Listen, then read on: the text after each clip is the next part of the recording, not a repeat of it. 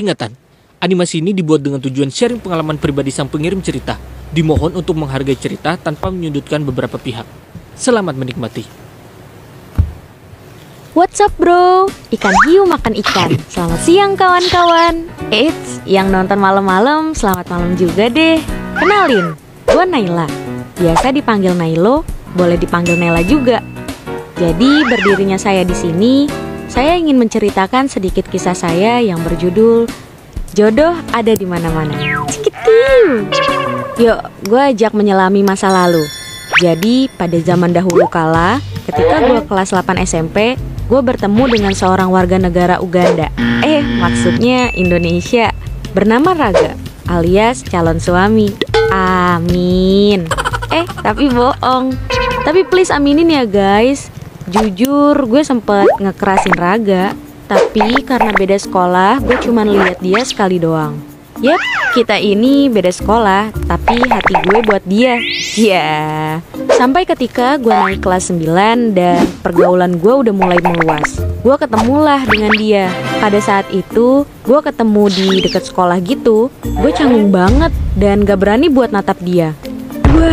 Tiba-tiba dia ngajak gue ngobrol.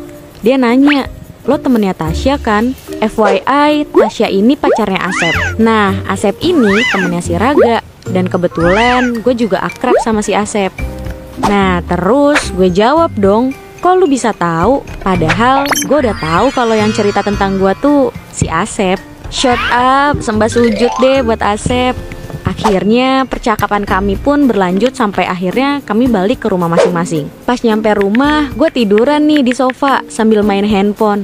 Dan jreng-jreng, tiba-tiba notif WA dari warga plus 62 masuk. Chatnya begini, "Halo." Gue bales dong, "Halo, siapa ya?"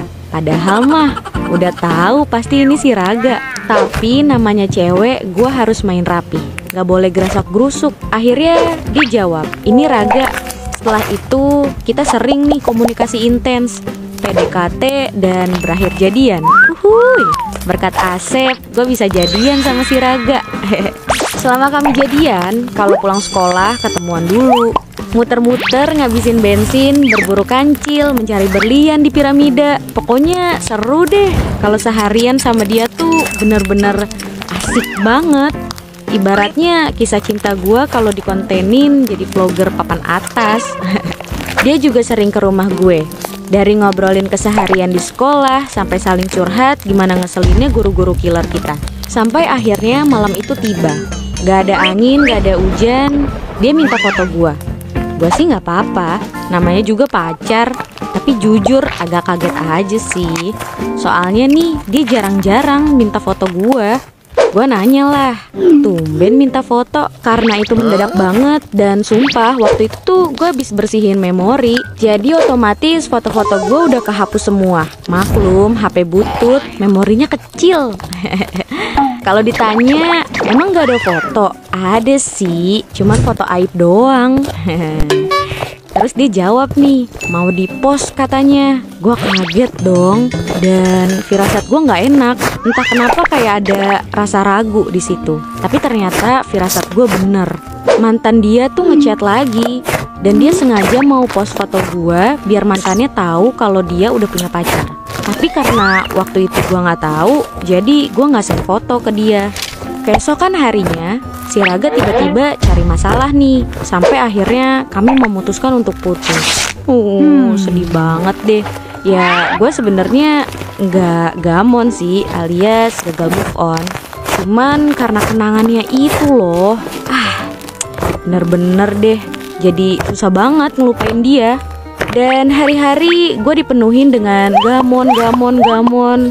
Sampai akhirnya tiba di saat masuk ujian dan overthinking gue mulai pindah untuk mikirin mau lanjut SMA di mana ya. Jadi gue udah gak overthinkingin Raga lagi. Nah, keluarga gue mutusin nyekolahin gue di luar kota karena keluarga gue juga rata-rata ada di sana.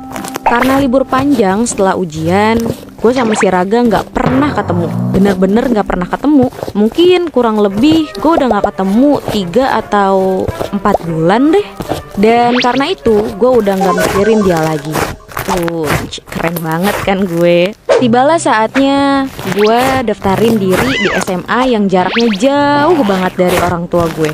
Bisa PP sih sebenarnya, karena gak jauh-jauh amat, tapi jauh juga sih kalau dilihat-lihat. Ya gitu deh pokoknya. By the way, waktu itu gue jadi tinggal sendiri gitu di kos-kosan, karena saya anak kuat kan ya, rajin, cantik, dan mandiri gitu kan. Jadi ya gue fine-fine aja tuh jauh dari orang tua. Tapi keluarga gue juga banyak kok di daerah itu, jadi aman lah ya kalau butuh apa-apa.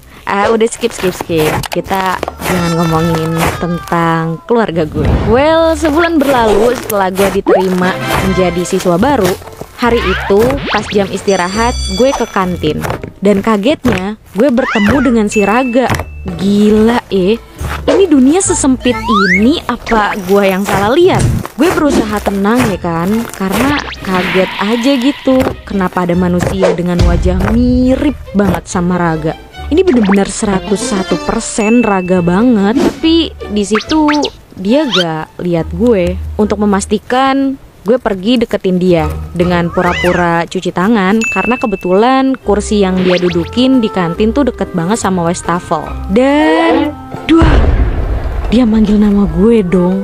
Gue auto kicep, membatu guys, dan mikir ini Raga beneran atau gue doang yang tiba-tiba kangen. Habis itu dia manggil nama gue yang kedua kali. Jadi gue nanya balik, Raga?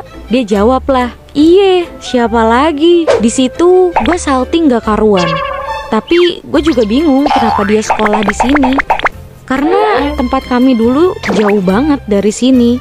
Gue nanya lah nih ke dia, kok lu sekolah di sini sih? Dia jawab, lah lu nggak tahu? Mama gue punya rumah di sini. Belum lama kok, pas kita masih semester 1 kelas 9. Jadinya gue lanjut SMA di sini deh, jawab dia. Gak lama ngobrol, bel masuk bunyi, dan kami ke kelas deh. Dan di kelas gue bener-bener cuman bengong doang. Gue mikir ini kebetulan apa kami emang jodoh. Satset, tiba-tiba hari itu udah balik aja nih. Dan kebetulan hari itu motor gue rusak. Gue kan jadi gak bawa motor tuh. Jadi gue minta tolong nebeng sama teman sekelas gue, namanya Aulia. Kebetulan dia juga alumni gue di SMP, dan dia juga mutusin sekolah di sini bareng sama gue, karena kebetulan abangnya tinggal di daerah ini juga. Lumayan lah ya, ada tebengan gratis. Nah, pas banget deket gerbang ada si Raga duduk di atas motornya sendirian. Gue sapa lah, dan ternyata dia udah nungguin gue buat ngajak balik bareng. Kebetulan rumah mamahnya searah sama tempat gue ngekos. Tapi karena rumah dia yang jaraknya lebih deket dari sekolah, jadi dia ngajak gue buat mampir dulu. Gue ketemu mamanya nih. Mamanya welcome banget, dan ternyata si Raga juga udah nyeritain gue ke mamanya. Jadi kami ngobrol dulu deh. Dan karena hari itu ada rapat guru, jadi kami pulang lebih cepet. Yang harusnya pulang jam 4 sore, jadinya pulang jam 1 siang. Mamanya Raga ngajak gue makan siang dah tuh. Malu sih, tapi karena rezeki gak boleh ditolak, jadi gue terima deh. Padahal emang lapar. Tiba-tiba udah jam 2 aja. Jadi gue mau balik karena capek juga, mau cepet-cepet istirahat. Gue pamitan lah sama mamanya, dan balik dianterin sama si Raga. By the way, sampai kelas 12 pun Raga antar jemput gue, walaupun kami gak balikan. Padahal gue berharap banget. Ketahuan deh gamonnya. Dasar cowok gak peka nih. Sampai akhirnya kami lulus dan gue balik deh tuh ke ortu gue. 4 hari setelah gue balik, si Raga tiba-tiba datang. Nah, pas banget keluarga gue juga lagi pada ngumpul semua. Ada nyokap, bokap, sister, brother. Ya pokoknya banyak deh. Dan si Raga ikutan nimbrung. Pas lagi asik ngobrol, tiba-tiba si Raga ngalihin topik dan bilang kalau dia mau ngelamar gue. Sontak sekeluarga kaget dong. Tapi Raga lanjut lagi. Tenang aja om, tante, gak harus sekarang kok. Kami juga masih harus melanjutkan pendidikan. Cuman saya nggak mau yang di ujung situ deket-deket sama cowok lain. Pede parah nih gue. Si Raga ngomong sambil nunjuk-nunjuk gue. Gue refleks ngejawab, Dengar tuh yang di ujung sana. Kata orang itu jangan deket-deket sama cowok lain. Semuanya jadi ketawa deh. Pokoknya hari itu bahagia banget rasanya. Jadi flash disk. Canda-canda, jadi flashback deh gue. Maksudnya, aduh, gila ya. Sampai sekarang hubungan kami jauh lebih baik, lebih terarah. Jadi nih gengs, buat kalian yang masih gamon sama mantan, mending ikhlasin aja deh. Siapa tahu emang bukan jodoh. Maaf bercanda. Dan mungkin nih kisah gue ini didefinisikan sebagai jodoh gak kemana kali ya. Karena ya gimana nih, tiba-tiba kita aja ketemu. Atau kayaknya judulnya jodoh ada di mana-mana kali ya. Collab gitu ya, say. Well, sekian pidato yang saya sampaikan. Yang terlanjur sayang mohon diungkapkan. Baiklah, saya ucapkan good seller ya. Good bay maksudnya. Dan dadah. Sampai bertemu di cerita selanjutnya.